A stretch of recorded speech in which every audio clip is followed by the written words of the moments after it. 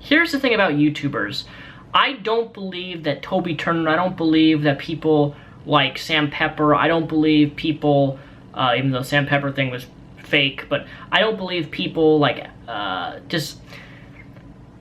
gonna take Mike Lombardo, for example. If you don't know who Mike Lombardo is, he's an old school YouTuber, and he's the only YouTuber that I know who's actually been officially charged by the FBI and is serving a prison sentence for possessing child pornography and soliciting underage nudes and pressuring and trying to meet up with a 15-year-old fan and having sex with them.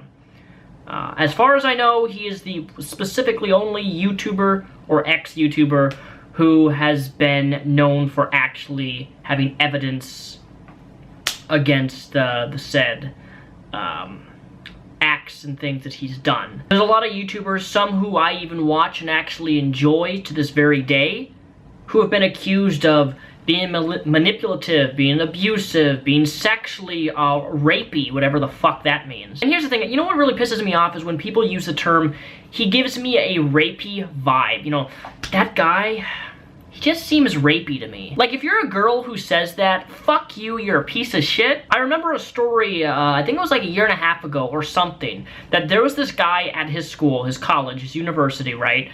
And some girl who had been sexually abused or raped or something like that, she saw this guy who she thought was her ex-boyfriend who raped her, and I guess he looked similar to the guy. So she went to the campus security or something like that and reported this guy and saying like, that guy's a rapist. He sexually abused me, and then the guy got in big trouble.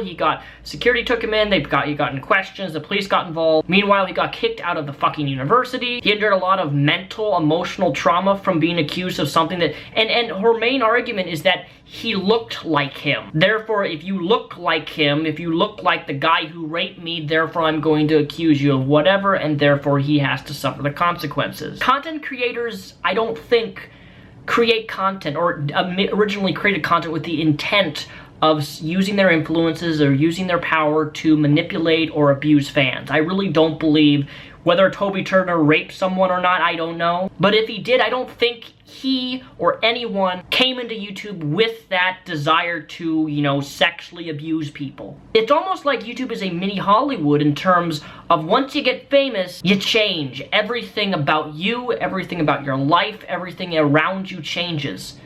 And in some cases, people grow and improve and become better people.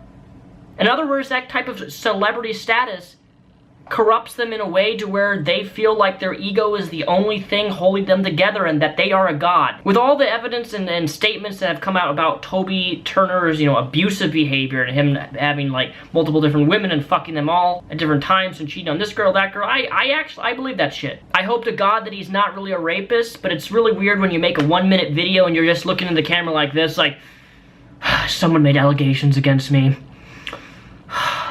They are false. Okay. Cool. Like, okay. See, that's the thing about YouTube, is if you are having serious allegations made against you that you're a rapist and you know that you're innocent, I personally don't see a need why you need to publicly address it. I really don't. If someone accused me of raping them and came out on YouTube or whatever, I would literally just sit and like, okay, you can accuse me of a rapist, call me whatever the fuck you want, but I know that I'm innocent, and that's ultimately what matters, and if you want to make a false allegation against me, then take me to court and you will fail. I just find a 1-minute response of just like deep looking into the camera like, they're false. I just find it dramatic. But granted, this is YouTube where dramatic things get the views, make the money, and there's nothing wrong with that. It's just I'm so sick and tired of this idea that we're so easily willing to label people, they look rapey. Like, that phrase just angers me. Why is it when stories of abuse come out where you have a woman who abuses a young boy, no one ever makes those types of comments about the woman? Oh, she was rapey, she just had this rapey vibe. Or, you know, that young boy who got abused by a woman, he must have really enjoyed that shit. Like, I wish women would be held to the same fucking standard, and the same sort of destructive phrases, if they're gonna be used towards someone, can be used towards someone like a woman. Because if we're gonna start calling people rapists, you know, let's bring it up to the same equality status, right?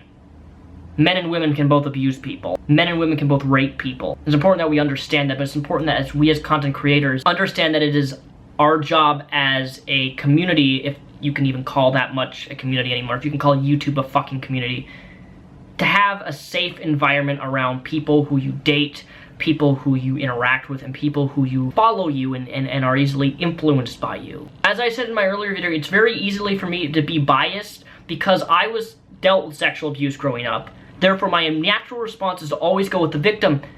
But I've already seen too many fucking cases where victims lie, or I should just say liars lie, about even having things happening, and then later admit, oh, nothing happened. There even was a case where a fucking daughter accused her dad of molestation, and he went to fucking prison, only for the daughter, like 10 years later, to say she was never molested by him. These are real stories, real situations, and it terrifies me that just the simple word or just a simple phrase of calling or accusation of something, of someone, can cripple them and get them in trouble when they may or may not be innocent. You know, I myself have gotten emails from fans saying, hey, I live in the next town over with you. You want to go hang out?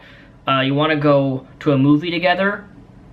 I've had these propositions made to me, and as much as I'd love to meet fans, for me to just go out of my way to meet someone individually by myself with them in an, even if it's in a public environment, which if I meet a fan or interact with a fan, I always try to make sure it's in a public environment.